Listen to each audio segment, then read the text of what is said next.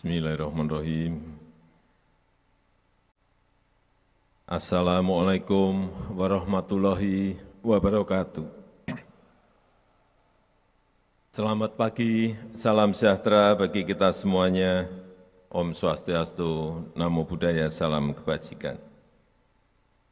Yang saya hormati para Menteri Kabinet Indonesia Maju hadir bersama saya, Pak Menteri Sekretaris Negara, Prof. Pratikno, mantan Rektor Universitas Gadjah Mada,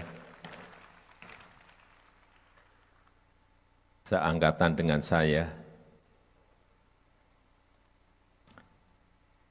juga Pak Menteri Mendikbud,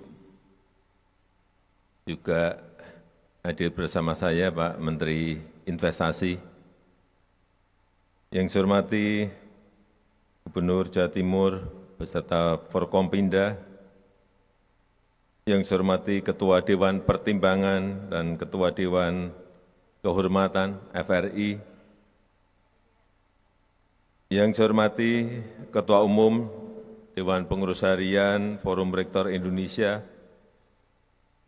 beserta jajaran pengurus, Profesor Dr. Muhammad Nasih, SE, beserta seluruh jajaran, yang saya hormati para rektor perguruan tinggi negeri maupun swasta, hadirin Bapak Ibu sekalian, undangan yang berbahagia. Kemarin sore saya baru saja tiba dari lawatan 3 negara, dari Filipina, kemudian ke Vietnam dan ke Brunei, dan kemarin sore tiba di Jakarta. Tadi subuh dari Bogor saya ke Surabaya, hanya khusus untuk Forum Rektor Indonesia. Karena lembaga perguruan tinggi itu betapa sangat pentingnya dan punya peran yang sangat strategis bagi negara ini. Dan juga rektor yang punya peranan besar. Saya juga baru saja bulan yang lalu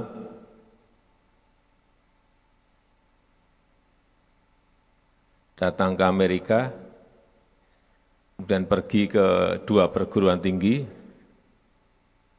tidak usah saya sebutkan nama universitasnya,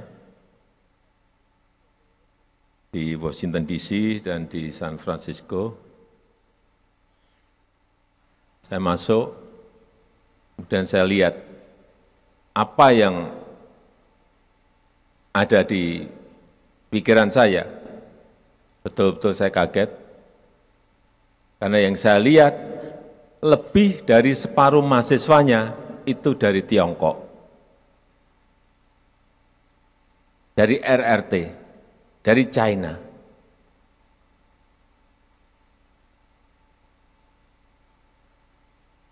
Saya kemudian berpikir, oh inilah yang menyebabkan yang namanya China, Tiongkok itu melompat maju di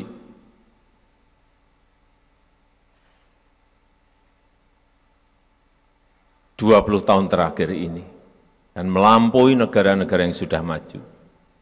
Yang saya lihat kedua, siapa ini mahasiswa yang paling banyak? India. Saya cari lagi mahasiswa dari Indonesia.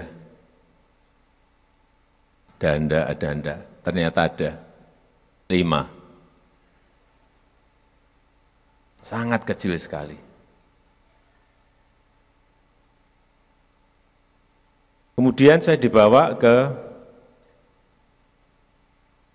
Fakultas Jurusan Robotik dan AI. Yang saya lihat sama, lebih dari separuh mahasiswa yang ada di situ, itu dari Tiongkok, dari RRT.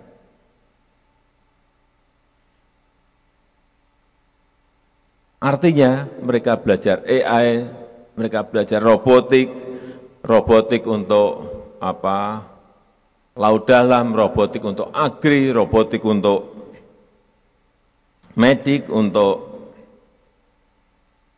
manufacturing, semuanya mereka belajar.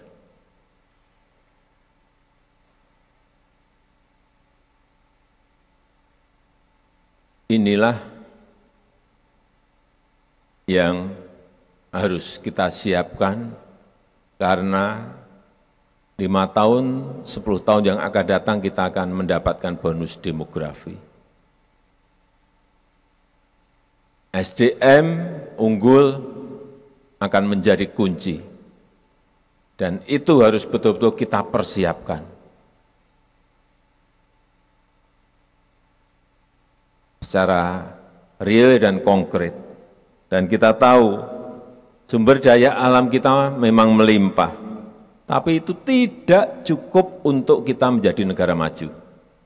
Justru kita sering lupa karena kayak batu bara, kita cangkul saja langsung dijual bisa laku keras. Nikel yang sebelumnya juga sama, dicangkul saja ekspor, semua negara terima tanpa nilai tambah. Boksit, cangkul saja, ekspor juga semua negara mau mengambilnya, tapi kita tidak memiliki nilai tambah. Sekali lagi, sumber daya alam yang melimpah tidaklah cukup untuk menjadi negara maju. Yang paling penting, yang pertama, kita butuh SDM yang berkualitas. Yang kedua, kita butuh iptek dan inovasi yang juga berkualitas. Dan keduanya menjadi tugas penting lembaga pendidikan tinggi kita. Tugas para dosen, tugas para rektor, dan tugas kita semuanya. Saya kemarin di Vietnam mendapatkan informasi ada satu perusahaan di sana, R&D-nya memiliki 2.400 peneliti. Ini swasta. Begitu mereka sangat menghargainya yang namanya riset.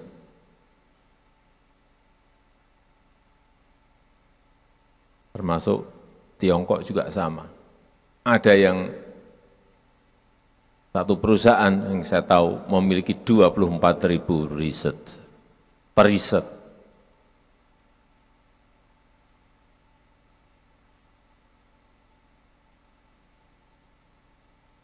Vietnam, ini income per kapitanya kira-kira 4.300 US dollar. Kita sekarang sudah kira-kira 5.100. Padahal mulainya Vietnam di tahun 1975 itu baru selesai perang. Artinya 30 tahun duluan kita. Tapi mereka ngebut kencang dan hati-hati, income per kapitanya hampir melampaui kita. Dan kalau kita hanya monoton dan santai-santai saja, bisa sebentar lagi kelanggar sama yang namanya Vietnam. Ini yang kita tidak mau. Lembaga pendidikan tinggi memiliki peran yang sangat strategis untuk mencetak SDM unggul, SDM yang berkualitas. Yang sering juga saya sampaikan, yang bukan hanya menguasai ilmu pengetahuan, tapi juga mau terus belajar. SDM yang kuat fisik, mental, dan moralnya. SDM yang inovatif, menghasilkan karya-karya yang berkualitas. Di sisi lain, perguruan tinggi juga punya tugas, yaitu menjadi lembaga riset. Kuncinya di sini, yang tadi saya lupa menyampaikan. Di Vietnam itu antara universitas dan industri itu sambung. Desain besarnya pemerintah, kemudian universitas, industri itu bisa sambung semuanya. Itu yang luar biasa.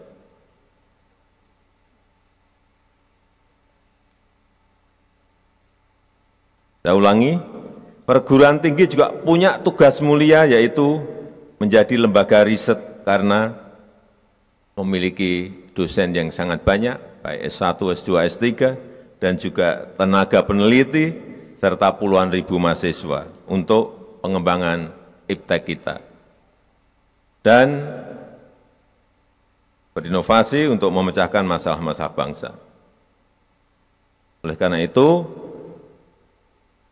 saya akan memerintahkan kepada BRIN untuk menjadi orkestrator penelitian bersama Bappenas untuk merancang kebutuhan riset kita, untuk menjawab tantangan yang akan kita hadapi itu apa, dan untuk memanfaatkan peluang-peluang yang ada di depan kita itu apa. Dan yang paling penting, kuncinya ada di perguruan tinggi, bukan di BRIN, tapi di perguruan tinggi risetnya. Itu yang harus mulai kita geser. Orkestratornya boleh dari BRIN, tetapi perguruan tinggi peran untuk riset dan development-nya harus betul-betul diperkuat. Artinya lagi, Pak Nadiem, anggarannya diperbesar.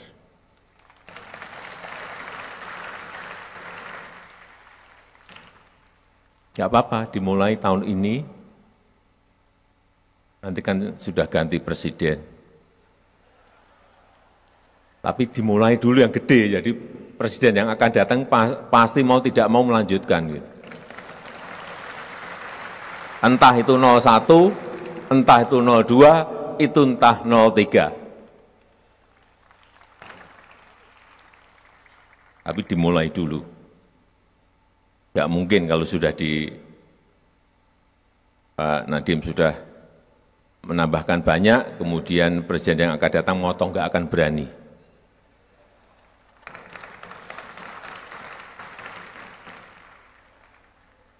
Kita tahu kesempatan kita, peluang kita ke depan untuk mengembangkan ekonomi hijau, ekonomi biru.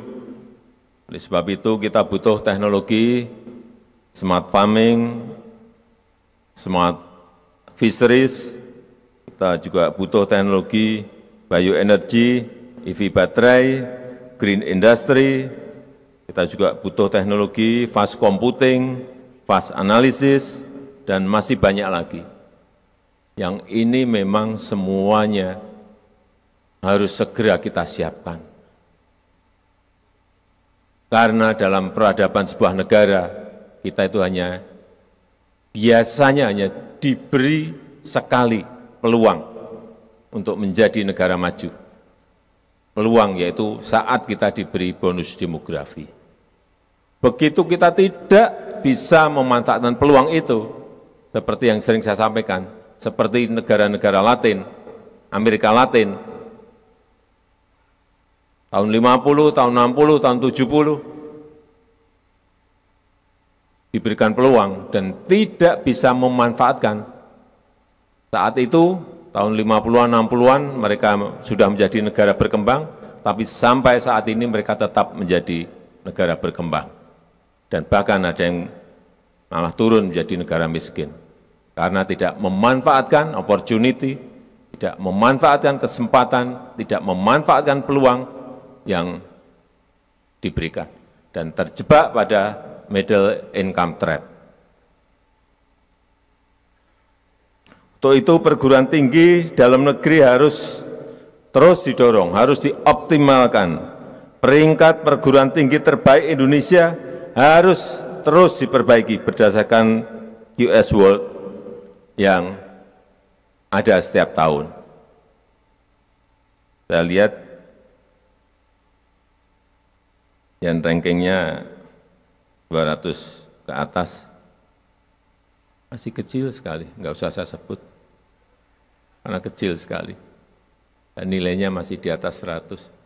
Yang masuk ya top 100 atau top 50 belum ada. Inilah pekerjaan besar Bapak Ibu Rektor yang saya hormati. Meskipun tadi juga sudah disampaikan secara belak-belakan oleh Profesor Dr. Muhammad Nasih, keluhan yang ada.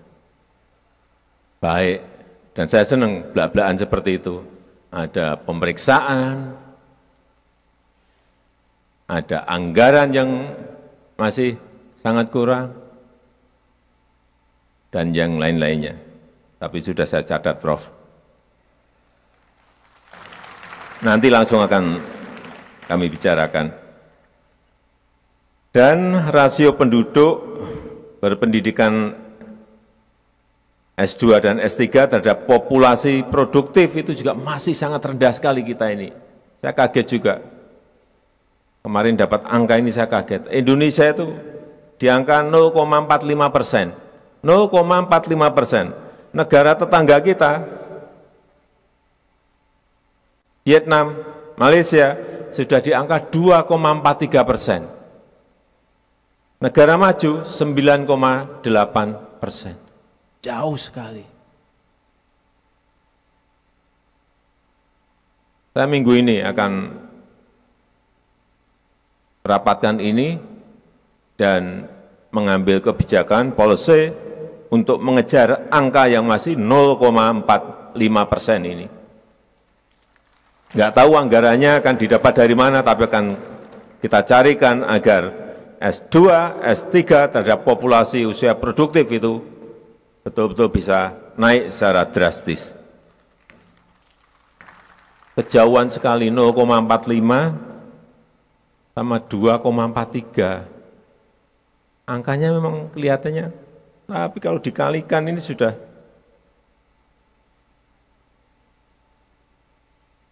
berapa kali?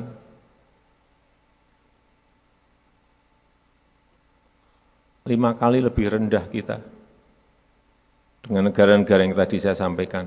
Bukan negara maju, belum negara, dibandingin dengan negara maju.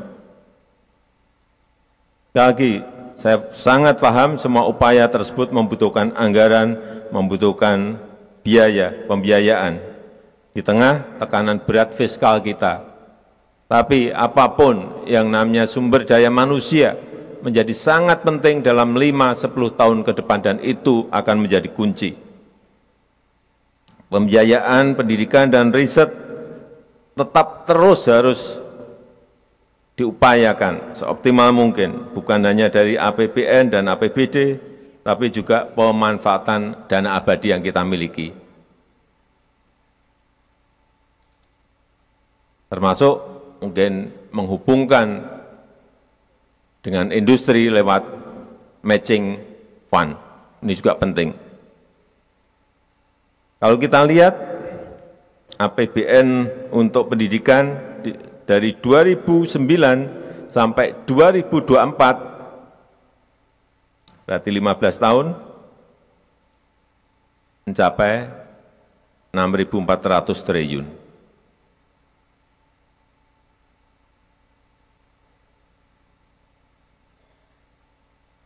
Dana abadi LPDP pada saat dibuka 1 triliun. Sekarang sudah mencapai, di 2023 kemarin sudah mencapai 139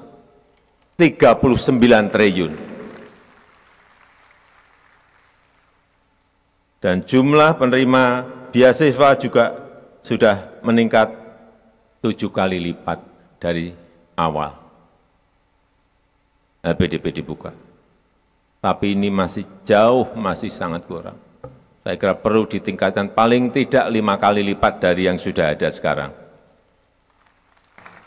Memang butuh sekali lagi, butuh anggaran dan pembiayaan yang besar.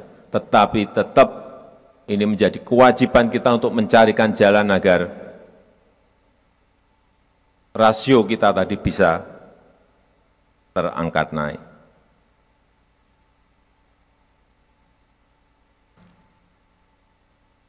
Terakhir, saya mengajak seluruh perguruan tinggi untuk menguatkan kolaborasi dan sinergi, serta melahirkan lebih banyak solusi-solusi untuk mewujudkan kemajuan negara kita Indonesia. Dan dengan mengucap Bismillahirrahmanirrahim, pada pagi hari ini secara resmi saya buka konvensi ke-29 dan temu tahunan ke-25 Forum Rektor Indonesia. Terima kasih. Wassalamualaikum warahmatullahi wabarakatuh. Mohon mendampingi ke atas panggung kami undang Menteri Sekretaris Negara, Mendikbudristek, Menteri Investasi, Gubernur Jawa Timur, Ketua Forum Rektor Indonesia periode 2022-2023, dan Rektor Universitas Negeri Surabaya.